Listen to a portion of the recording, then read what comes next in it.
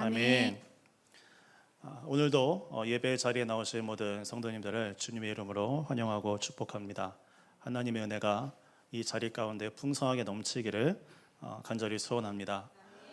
먼저 이 설교의 자리에서 이제 설교를 할 수 있도록 배려해 주신 유정훈 담임 목사님과 또 교회 앞에 감사를 드립니다. 저는 지금 호산나 교회에서 교구 사역을 하고 있는 이덕활 목사라고 합니다. 제가 벌써 부산에 온 지도 6년이 되어 갑니다. 그래서 부산으로 이제 사역지가 이제 정해졌을 때 굉장히 고민이 생겼습니다. 어떤 고민이었냐면 사투리를 배워야 될까 라는 고민이었습니다. 왜냐하면 제가 이 부산에 와서 6년 동안 있으면서 이제 3번만 들으면 한 1000번이 될 것 같은 질문인데 생전 그전에는 들어보지 못한 질문을 여기 와서 6년 내내 받은 질문이 있어요. 하도 많이 들어가지고 이제 막 귀에 딱지가 앉을 것 같은 질문인데 무슨 질문이냐면 목사님 어디 사람이세요? 예. 목사님 고향이 어디세요? 이 질문을 엄청 많이 들었어요. 그게 그렇게 궁금하신가 봐요. 제 고향은 강원도 춘천입니다. 저기 북쪽 지방에 강원도 춘천인데, 그래서 이 사역제가 결정이 되고 굉장히 이제 고민이 되는 거예요. 생소한 지역이고 이제 부산으로 사역을 위해서 오기 전까지는 딱 2번 와봤거든요. 이제 한 번은 이제 휴가를 즐기러 한 번 오고, 그것도 여기도 아니고 있잖아요. 유명한 데 있잖아요. 저쪽 서면 뭐 광복동 이런데 한 번 오고, 그리고 새해 첫날 예전에서 섬기던 그 교회에서 장례가 나가지고 그 장례식장이 부산인 거예요. 그래가지고 KTX 타고 내려왔다가 장례 예배만 인도하고 다시 서울로 갔던, 그래서 2번의 경험밖에 없었기 때문에 이 부산이라는 지역이 굉장히 생소하고 낯선 지역이었습니다. 그래서 고민 끝에 묘책을 하나 생각을 해냈어요. 뭐냐면 같이 사역하던 목사님들 중에 그 부산이 고향인 목사님들이 2분이 계셨거든요. 저보다 다 동생들이어가지고 자그마치 거금을 들여서 맥도날드 햄버거 세트를 사주면서 두 놈을 불러가지고 이제 물어봤어요. 한참 배불리 먹인 다음에 물어봤죠. 이제 사석에서는 이제 호영호재하는 사이니까, 야, 나 진짜 심각한 질문이다. 나 지금 진지하다. 제대로 좀 대답을 해줘라. 형 뭔데? 야, 나 사투리 배워야 될까? 물어봤어요. 그러니까 햄버거를 먹던 한 친구가 갑자기 씹던 것을 중단하더니 저에게 그러는 거예요. 형, 일어나봐. 영문도 모르고 일어났어요. 형, 한 바퀴 돌아봐. 돌았어요. 왜? 뭔데? 형은 사투리 안 배워도 돼.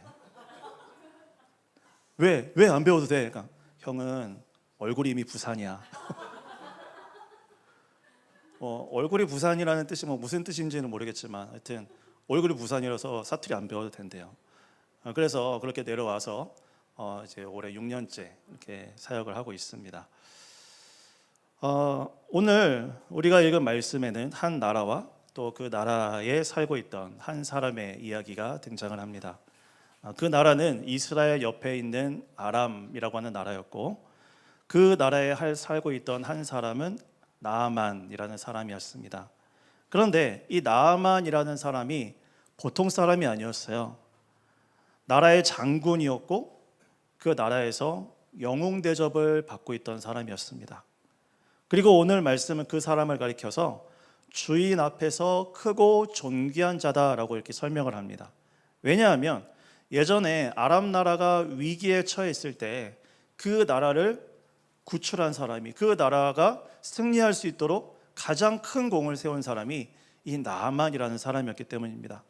그런데 오늘 말씀에 보면 되게 중요한 표현이 나오는데 뭐냐면 그로 하여금 아람 나라를 구하도록 하신 것은 하나님이셨다라고 말을 합니다. 하나님이셨다. 여러분, 그 소설이나 영화를 보면 이 복선이라는 단어가 등장을 합니다. 복선이라는 말은 앞으로 발생할 사건에 대해서 그에 관련된 일을 미리, 아마도 이런 일이 있을 것이다 라는 것을 미리 보여주는 것을 가리켜서 복선이라고 하죠. 다시 말해서 하나님께서 이 나아만이라고 하는 사람에게 은혜를 주셔서 아람이라는 나라를 구출하도록 은혜를 주신 것은 그냥 단순히 어떤 나라의 장군에게 용기와 힘을 주셔서 그 나라를 구원했다라는 것으로 그치는 것이 아니라 하나님께서 이 나아만이라는 사람에게 어떤 특별한 계획을 가지고 계셨다라는 뜻이죠. 그냥 기록된 내용이 아니다라는 것입니다. 아까도 말씀드렸듯이 나아만이라는 사람은 대단한 사람이었습니다. 화려한 사람이었습니다. 왕의 신임을 받는 사람이었고 전쟁에 나가기만 하면 이기는 사람이었고 살아가는 데 있어서는 아무런 걱정과 근심이 없어 보이는 사람이었습니다. 그런데 이 사람은 내면에 깊숙한 고민을 안고 살아가는 사람이기도 했습니다. 그리고 자기가 마주해야 될 현실을 부딪히는 것을 무서워하는 사람이기도 했습니다.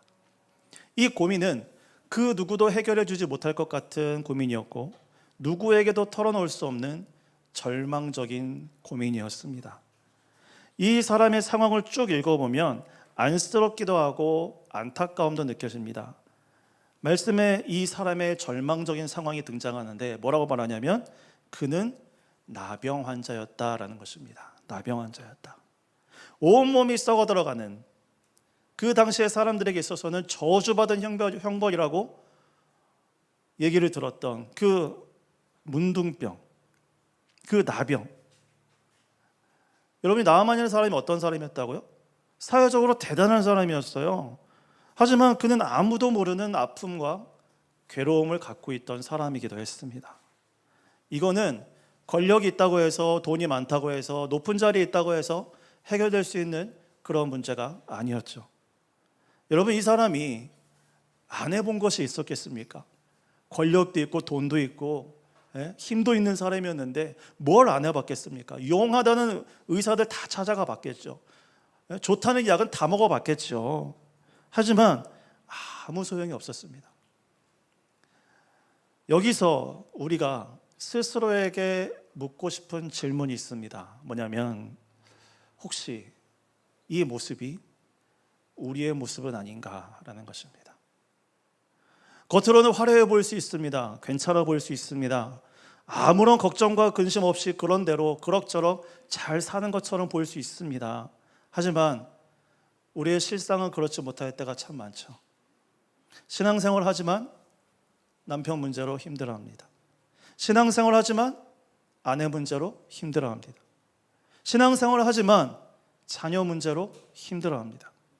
신앙생활을 하지만 사업 문제로, 개인적인 여러 가지 문제로 아파하고 힘들어하는 사람들이 있습니다. 그렇다고 해서 남들에게 드러내놓고 하소연할 수 있는 상황도 아닙니다. 그래서 차마 누구에게 털어놓지를 못하고 속으로 끙끙 앓고 살아가는 사람들이 있다는 것이죠. 하지만 많은 사람들이 이러한 자기의 모습을 잘 드러내려 하지 않습니다. 인정하려고 하지 않습니다. 자신의 너무나 비참하고 너무나 슬프고 너무나 답답한 현실을 마주하기 싫다라는 것이죠. 아까 말씀드렸던 이 나아만이라는 사람이 앓고 있었던 이 나병은 치료가 불가능한 병이었습니다. 사람들로부터 격리되어야 했고 너무나 답답한 인생을 살아야 했죠. 아무것도 부러울 것이 없어 보였던 이 나아만이라는 사람이 덜컥 나병이라는 병에 걸렸다는 것이죠. 그는 용사였다. 하지만 나병 환자였다. 라는 표현이 참으로 의미심장합니다. 큰 용사였지만 나병에 걸렸다는 것이죠. 누구라도 걸릴 수 있는 병이었습니다.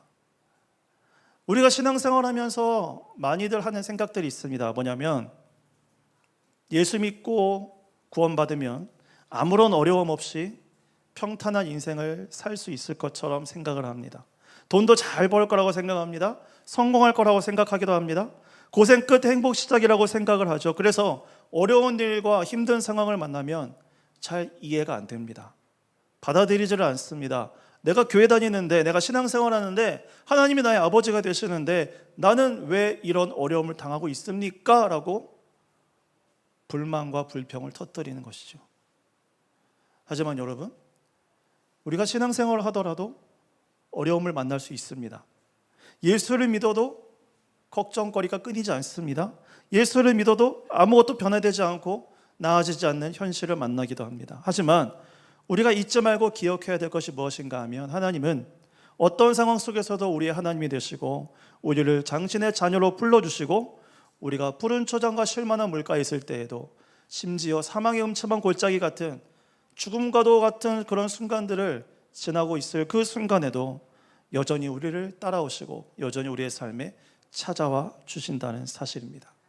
우리가 하나님을 느끼든 느끼지 못하든 상관없이 하나님은 우리의 삶에 아주 많은 관심을 가지고 계시고 우리에게 가장 좋은 것을 주시기 원하시는 분이라는 사실을 우리가 늘 잊지 않고 살아갈 수 있기를 주님의 이름으로 간절히 축원드립니다. 나아만은 스스로의 힘으로는 자기의 문제를 해결할 수 없었습니다. 그런데 그때 누구도 예측할 수 없던 순간 속에서 그를 향한 은혜의 손길이 시작되는 것을 봅니다. 2절 말씀에 전에 아람 사람이 떼를 지어 나가서 이스라엘 땅에서 어린 소녀 하나를 사로잡음에 그가 나아만의 아내에게 수종들더니 라고 말을 합니다. 이스라엘과 아람이 전쟁을 하다가 아람 군대가 포로로 잡아온 이스라엘 소녀가 나아만 장군의 집에서 하녀로 일을 하고 있었습니다. 그런데 그 소녀 입장에서 생각을 해보면 어린 나이에 적국의 포로로 끌려와서 노예 생활을 하고 있었으니 얼마나 힘들고 고통스러웠겠습니까?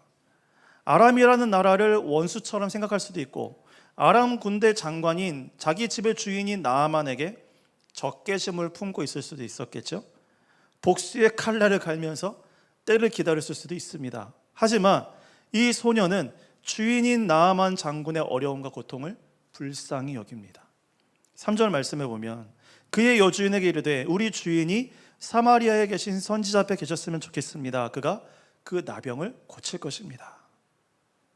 이 소녀는 이스라엘에 있을 때 엘리사 선지자에 대한 이야기를 들었던 것 같습니다. 그래서 엘리사라면 이 병을 고칠 수 있으리라 라고 생각했다라는 것이죠. 이제 나아만은 그 얘기를 듣고 자신의 주인인 아람 왕에게 요청을 합니다. 이스라엘에 이런 사람이 있다고 합니다. 나로 하여금 다녀오게 해주십시오. 왕이 적극적으로 반응을 합니다. 은 10달란트와 금 6,000개. 이게 달란트라고 하니까 잘 이 감이 안 오시죠? 이 부피가 얼마나 되는지. 최신 그 부피 환산표로 이제 변환을 해보면 은 10달란트는 340kg, 금 6,000개는 68kg. 그러니까 이게 뭐 분량이 뭐 이제 키로수가 얼마였다 이게 중요한 게 아니라 그만큼 아람 왕이 자기가 아끼고 사랑하는 신하였던 이 나아만을 고쳐주고 싶어 했다라는 것입니다. 어떤 대가를 치르더라도 이 사람만큼은 고치고 싶다라고 생각을 했다라는 것이죠. 그래서 왕에게, 이스라엘 왕에게 편지를 보냅니다. 내가 나아만이라고 한 사람을 보낼 건데 이 사람을 좀 고쳐주십시오. 자, 그런데 이 편지를 받은 이스라엘 왕의 반응이 굉장히 심각합니다. 7절 말씀에 이스라엘 왕이 그 글을 읽고 자기 옷을 찢으며 이르되 내가 사람을 죽이고 살리는 하나님이냐? 그가 어찌하여 사람을 내게로 보내어 그의 나병을 고치라 하느냐? 너희는 깊이 생각하고 저 왕이 틈을 타서 나와 더불어 시비하려 함인 줄 알라 하니라. 아람의 왕은 자기 신하의 병 좀 고쳐달라고 부탁을 하는 의미에서 편지를 보낸 거죠. 그런데 이스라엘의 왕은 전혀 다른 의미로 받아들입니다. 가만히 보면 이때 이스라엘 왕은 뭔가 좀 피해의식이 있는 사람 같아요. 당시 상황이 휴전 중이라고 하더라도 아람은 이스라엘과 언제나 군사적으로 대치하고 있던 것은 맞습니다. 그래서 그런 상황에서 이 나아만이라고 하는 사람의 이름은 유명해졌을 겁니다. 대단한 사람이다. 싸우기만 하면 이기는 사람이다. 그런데 그런 나아만이 병에 걸렸으니 고쳐달라라고 이 편지를 받은 이스라엘 왕은 어마어마한 압박감을 느꼈다라는 것입니다. 아니, 나병은 아무도 못 고치는 병이라고 알고 있는데 이렇게 중요한 사람의 병을 고치지 못하면 저 아람 나라의 왕이 그거를 빌미로 전쟁을 일으키려고 하는 것은 아닌가 라고 생각을 했다라는 것이죠. 하지만 아까 말씀드렸던 것처럼 이 아람 왕은 전쟁을 일으키려고 한 게 아니라 그냥 내 신하가 아프니 좀 도와주십시오라고 요청을 한 것입니다. 더구나 이 아람의 왕은 엘리사라는 이름을 들은 것이 아니라 그냥 이스라엘에 있는 선지자라고만 들었기 때문에 그 정도로 유명한 선지자라면 당연히 이스라엘 왕도 알겠지 라고 생각을 하고 다리를 좀 놔주십시오 라는 뜻이었습니다. 하지만 이스라엘 왕은 어떻게 하죠? 질색팔색하면서 난리를 칩니다. 야, 내가 사람을 죽이고 살린 하나님이냐? 자기에게 고쳐달라는 게 아닌데 그걸 완전히 오해해서 내가 지금 저 사람이 나에게 시비를 걸고 있구나 라고 생각을 하면서 소리부터 질렀다라는 겁니다. 만약 이스라엘 왕에게 손톱만큼의 믿음이라고 있었다면, 조금이라도 신앙이 있는 사람이었다면 당장의 엘리사 선지자를 떠올리면서 당장 그 나아만을 엘리사에게로 데려갔을 것입니다. 하지만 당시 이스라엘의 왕은 영적으로 메말라 있는 사람이었고 위기 상황이 오니까 소리를 지르고 옷을 찢었다라는 것입니다. 왕이 옷을 찢었다는 얘기를 들은 엘리사가 사람을 보내서 얘기합니다. 왕이시여, 이게 뭐라고? 그거 대단한 문제 아닙니다. 그거 심각한 문제 아닙니다. 그거 가지고 왕씩이나 되신다는 분이 옷을 찢으셨습니까? 아이고 참, 저에게 보내주십시오. 그거 대단한 일 아닙니다. 그거 심각한 일 아닙니다. 저에게 보내주십시오 라고 이야기를 합니다. 여러분, 지금 이스라엘 왕과 엘리사는 이스라엘로 찾아온 이 나아만이라는 사람을 보고 있습니다. 똑같은 사람을 보고 있죠. 그런데 해석을 너무나 다르게 합니다. 한 사람은 큰일이라고 보고 한 사람은 괜찮다고 생각을 합니다. 한 사람은 전쟁이 일어날 것이라고 보고 한 사람은 그렇지 않다라고 여깁니다. 여러분, 뭐가 문제일까요? 민수기 13장에 보면 40일 동안 가나안을 정탐했던 12명의 정탐꾼 이야기가 나옵니다. 하나님께서 주시겠다고 약속하신 그 약속의 땅에 들어가서 이 12명의 사람들이 40일 동안 정탐을 하고 돌아와요. 그리고 정탐이 끝나고 돌아와서 12명의 사람들이 보고를 하는데 그 땅은 과연 하나님이 말씀하신 대로 젖과 꿀이 흐르는 땅이었습니다 라고까지 보고를 합니다. 여기까지는 똑같아요. 여기까지는 똑같은데 그 이후로부터, 그 다음 보고부터 10명의 정탐꾼과 2명의 정탐꾼의 보고가 정반대로 갈라지기 시작합니다. 10명의 정탐꾼은 그 땅에 살고 있는 사람들을 보니까 우리는 메뚜기 같았습니다. 우리는 저 땅에 들어가면 다 죽을 겁니다. 이렇게 보고를 합니다. 그런데 똑같은 것을 보고 똑같은 기간 동안에 똑같은 지역을 돌아다닌 이 2명의 사람은 뭐라고 얘기를 하냐면 정반대로 얘기를 하죠. 아니다, 그 땅을 하나님께서 우리에게 주셨습니다. 그들은 우리의 밥입니다 라고 보고를 합니다. 뭔가 이상하죠. 똑같은 상황이에요. 똑같은 것을 봤어요. 똑같은 것을 경험을 했어요. 그런데 10명은 우리는 다 죽을 거라고 얘기하고 2명은 저들은 우리의 밥이다 라고 얘기를 합니다. 똑같은 상황인데 어떤 사람은 이렇게 보고 어떤 사람은 저렇게 봐요. 똑같은 말을 들었는데 이 사람은 이렇게 난리를 치고 저 사람은 한없이 평안합니다. 뭐가 문제죠? 전달의 문제입니까? 아니죠. 영적인 문제입니다. 10명의 정탐꾼은 그 땅에 살고 있던 거민들과 자기들을 비교하니까 한없이 작아 보이는 거예요. 자기들이 메뚜기 같이 보이는 거예요. 그런데 여호수아와 갈렙은 그 땅에 살고 있던 사람들과 하나님을 비교하니까 그들은 우리의 밥이다라고 얘기를 하는 거예요. 비교 대상 자체가 달랐다는 거죠. 세상과 우리를 비교하면 우리는 한없이 작아지고 형편없어질 수밖에 없지만 우리를 붙들고 계시는 하나님과 세상을 비교하면 세상은 우리에게 아무런 영향력을 미칠 수 없는 곳입니다. 성경은 엘리사를 하나님의 사람이다라고 소개를 합니다. 아무리 믿는다고 해도 진정한 사람, 하나님의 사람이 아니라면 상황에 따라서 흔들리고 다른 사람의 말 한마디에 마음이 왔다 갔다 하죠. 하지만 하나님의 사람은 흔들리지 않습니다. 왜죠? 어떤 상황을 만났을 때에 그 상황을 내 시각으로 판단하는 것이 아니라 하나님의 시각으로 판단을 하기 때문에 그렇습니다. 내 시각으로 보면 내가 위축될 수밖에 없고 걱정할 수밖에 없고 근심할 수밖에 없습니다. 그러나 하나님의 시각으로 바라보기 시작하면 우리에게 닥친 문제와 우리에게 닥친 어려움도 우리는 능히 이길 수 있습니다라고 고백할 수 있다는 것입니다. 엘리사는 지금 이 상황을 통해서 하나님이 무엇을 하고자 하시는지를 잘 알고 있었습니다. 그 나라에 이스라엘을 다스리시는 분이 누구이신지, 그 병을 고칠 수 있는 분이 누구신지, 모든 상황 위에 뛰어나신 분이 누구이신지를 하나님이 이 나아만이라고 하는 사람에게 보여주고자 하시는구나 라는 것을 이 엘리사 선지자가 알았다라는 것이죠. 나아만은 엘리사의 그 얘기를 듣고 신이 나가지고 한 걸음에 엘리사의 집 앞에 도착을 합니다. 엘리사의 집에 문 앞에 섰습니다. 어쩌면 나아만은 생각을 했겠죠. 자기처럼 높은 사람이 왔는데, 나처럼 외국에 사절이 왔는데, VIP가 왔는데 엘리사가 맨발로 뛰어와서 환영해 주겠지? 그런데 엘리사가 어떻게 하죠? 10절 말씀에 엘리사가 사자를 그에게 보내 이르되 너는 가서 요단강에 몸을 7번 씻으라 내 살이 회복되어 깨끗하게 되리라.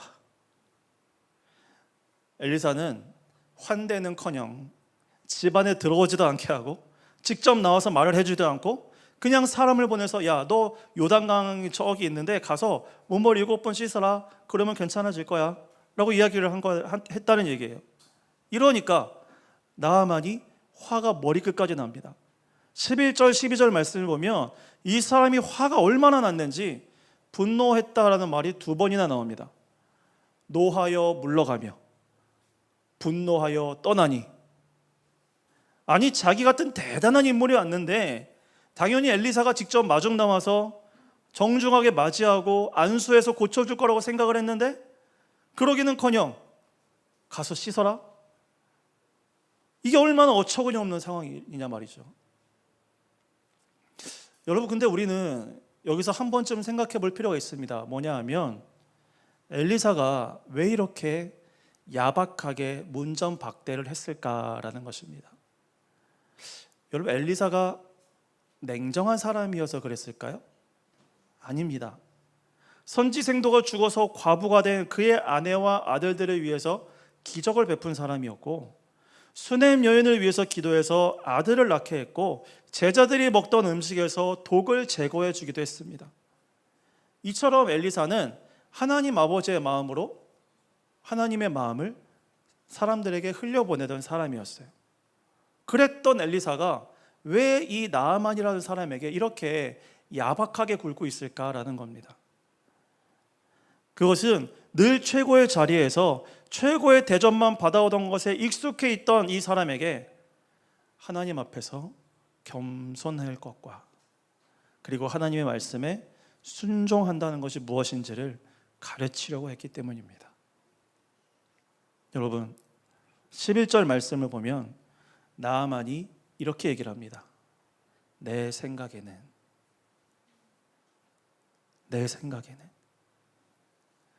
사실 이것이 우리의 삶의 모든 문제의 원인이라고 해도 지나친 말이 아닙니다. 내 생각에는 이라는 말은 엘리사가 자기 생각대로 자기의 기대대로 치료해 줬어야 되는데 그렇게 안 했다라는 거예요. 하지만 그가 생각했던 것은, 그가 기대했던 것은 그가 자기 나라에서 경험했던 주술사들의 방식이었습니다. 상처 부위에 손을 얹고 손을 흔들어서 기도해주고, 이게 자기가 지금까지 알고 있던 방식이에요. 그런데 자기가 지금까지 알고 있던 그 방식대로 안 했다고 화를 냈다라는 거예요. 여러분, 우리가 하나님 앞에 기도할 때 얼마나 이런 실수를 자주 하는지 아세요? 우리가 하나님 앞에 기도할 때 이런 기도 최소한 한 번쯤은 해보셨을 겁니다. 어떤 기도냐? 하나님, 하나님의 때에 하나님의 방법대로 하나님의 선하신 뜻대로 응답하여 주옵소서. 그런데 하나님이 정말로 하나님의 때에 하나님의 방법대로 하나님의 뜻대로 해주시면 화를 냅니다. 왜죠? 내가 원하는 방법이 아니고, 내가 원하는 때가 아니고, 내가 원하는 방법이 아니기 때문에 화가 나는 거예요. 그렇죠? 아니, 기도는 그렇게 해놓고, 기도는 하나님 뜻대로, 하나님 방법대로 해달라고 기도해놓고, 그 기도대로 응답을 해주시니까 화를 낸다라는 거예요. 하나님, 이거 내가 원하는 때가 아닙니다. 하나님, 이거 내가 원하는 방법이 아닙니다. 하나님은 내가 생각하는 것을 뛰어넘어서 우리가 기대하는 것을 초월해서 역사하시는 분이라는 것을 우리가 너무나 많이 들었으면서도 여전히 내가 바라는 때에 내가 바라는 방법으로 역사해 주시기를 간구한다라는 것이죠. 사랑하는 여러분, 하나님은 내가 생각하는 것보다 나를 더 잘 아시는 분이시고, 내가 나를 사랑하는 것보다 나를 더 사랑하시는 분이십니다. 언젠가 어머니와 대화를 하다가 이런 얘기를 한 적이 있습니다. 엄마는 나를 어떻게 이렇게 잘 아세요? 내가 생각하는 것, 계획하는 것을 어머님이 꿰뚫어보고 계시는 것 같은 느낌이 들 때가 한두 번이 아니었기 때문에 그렇습니다. 그런데 어머니는 그때 이렇게 말씀을 하십니다. 야, 내가 널 뱃속에 품은 게 몇 달이고 내가 널 키운 게 몇 년이냐? 내가 너를 모르겠냐? 사랑하는 여러분, 우리 육신의 부모도 자녀에 대해서 속속들이 이렇게 잘 알고 있는데, 하물며 창세전부터 나를 계획하시고 나를 구원하시기로 작정하시고 그 영원한 사랑과 능력으로 나를 붙잡고 계시는 하나님이 우리에게 무엇이 가장 좋은지, 우리에게 무엇이 가장 필요한지, 언제가 가장 적당한 때인지를 모르시겠습니까?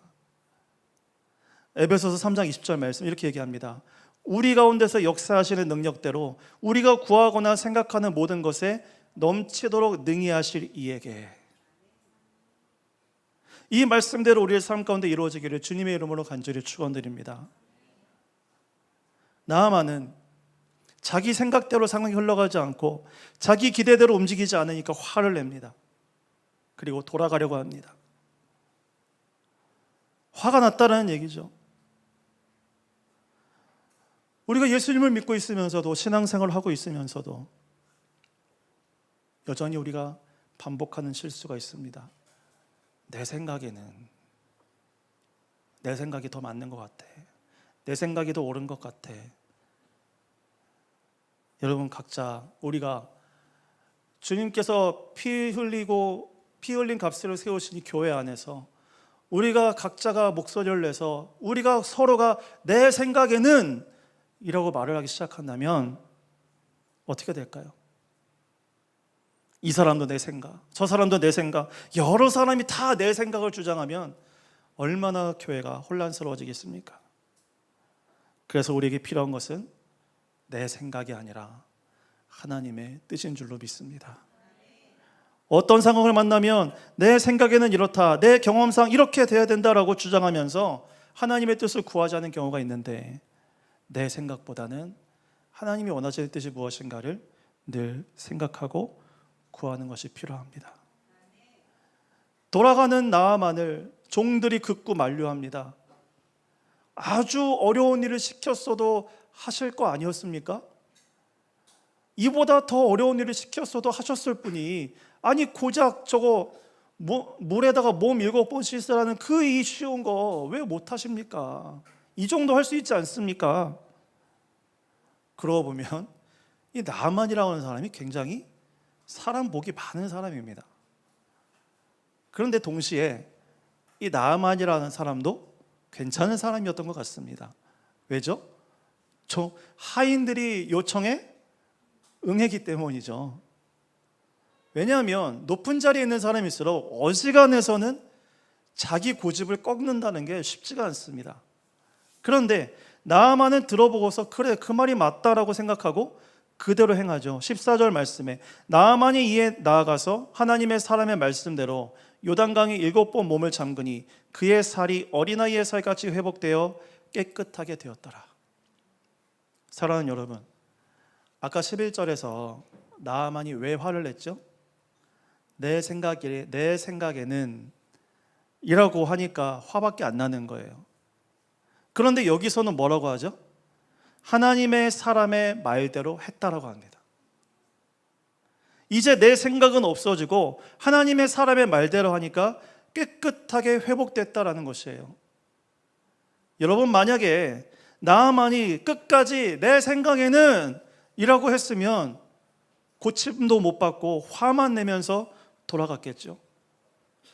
그런데 자기 생각이 잘못됐다라는 것을 알고 하나님 말씀대로 순종하니까 놀라운 역사가 일어났다라는 것입니다. 우리도 그렇습니다. 내 생각을 끝까지 주장하면 화만 나고 해결되는 것이 없습니다. 그러나 내 생각이 아닌 하나님 말씀이 중요하다고 생각하며 하나님 말씀대로 순종할 때 우리의 삶에 기적이 일어나고 복이 임할 줄로 믿습니다. 사랑하는 함께 걷는 교회 성도 여러분, 우리 안에 있는 내 생각, 우리 안에 있는 내 고집, 우리 안에 있는 내 아집, 이 모든 것들은 결국 나를 힘들게 하고 어렵게 만들 뿐입니다. 그러나 하나님께서 나아만에게 요단강으로 가서 7번 몸을 씻으라 라는 그 병을 고칠 수 있는 처방전을 주신 것처럼 오늘도 우리의 삶에, 우리의 상처난 마음에, 우리의 힘들고 고통스러운 마음에 처방전을 주십니다. 하나님의 말씀대로 행하라 라는 것이죠. 우리가 현실을 살아가면서 아프고 괴롭고 고통스러운 순간을 만난다고 할지라도 내 판단과 내 계획이 아니라 하나님이 주시는 그 처방전대로, 그 말씀으로 우리가 오늘도 우리에게 주어진 삶을 걸어가며 하나님의 자녀로서 하나님의 백성답게 늘 그분의 인도하심과 은혜 안에 거하는 복된 인생이 될 수 있기를 주님의 이름으로 간절히 소원합니다. 아멘. 이 시간 우리가 함께